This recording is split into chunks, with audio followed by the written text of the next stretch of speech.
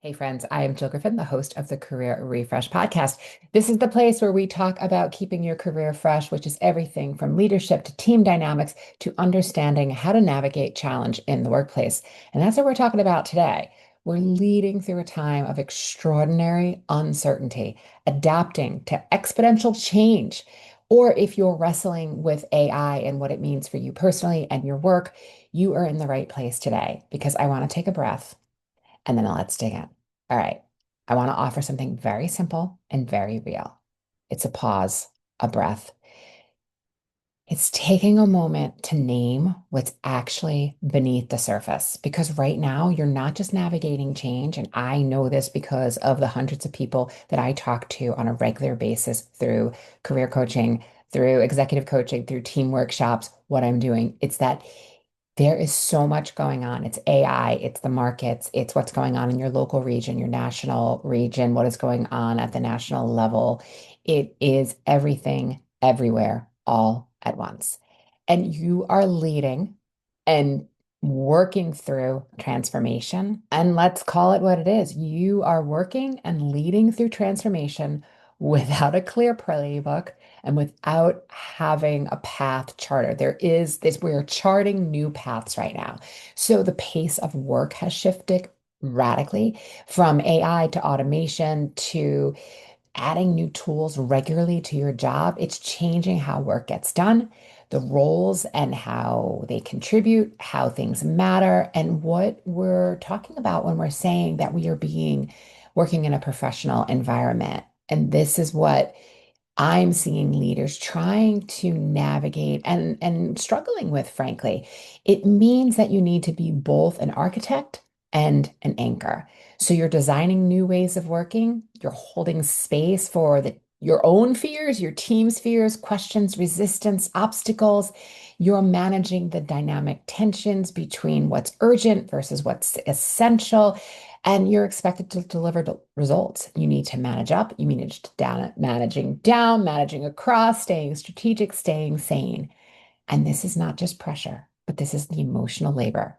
It is making sure that you have that resilience. And I can't stress this part enough that the emotional toll of helping teams and clients shift while you yourself are still shifting is real.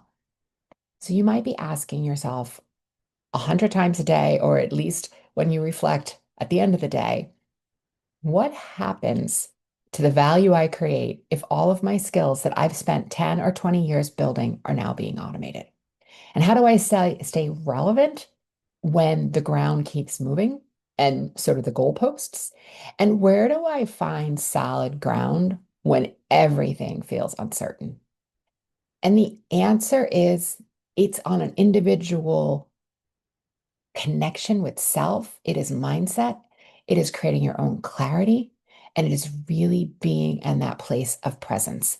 You need to figure out how you can be certain about the things that you can be certain about, which will anchor you so that you can be the architect on the things that you have no idea what's coming next. And this is all coming through starting how you want to show up, right? This is leadership identity, sometimes called professional brand. It is making sure you understand what is going to work for you and then using that as you navigate this path and lead teams.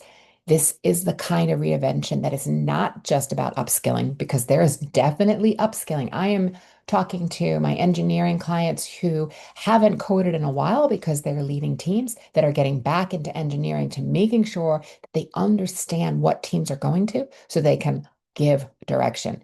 This is about evolving your identity. And you need to stay in the now.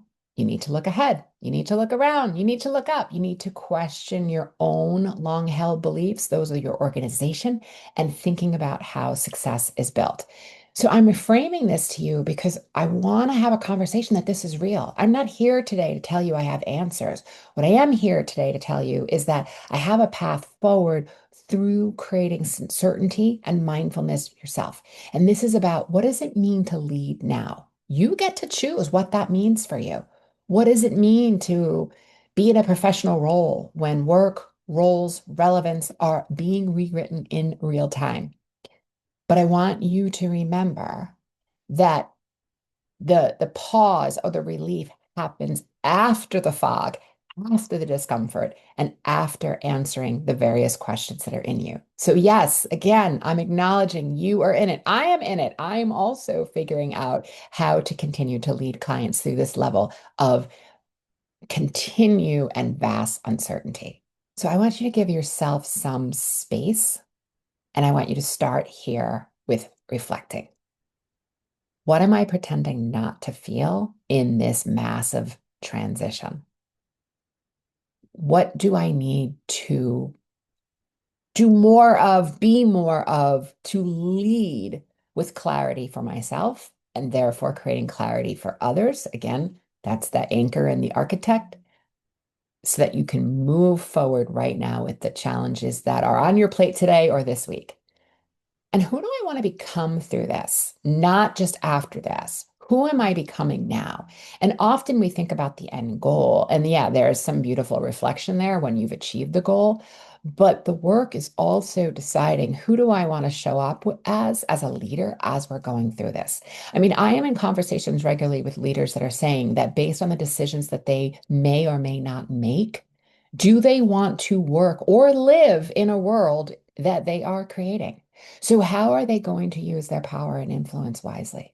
How are they slowing down, setting reasonable targets, being intentional, understanding that there is a lot of noise out there, understanding that you may need to be playing zone defense, but you also need to walk, you need to move your body, you need to have space and grace as things reveal what's next, right? This is requiring you to think through these things. You don't have to carry this alone. There are resources and tools. I'll put some in the show notes. You can also think about, how do you create community? Maybe it's within your work or maybe it's within your local community, because right now, with so much uncertainty, finding ways that we can go back to the core values of community and collaboration and love and friendship and really helping out other people, and ways to do that will remind us to create the world that we want to live in.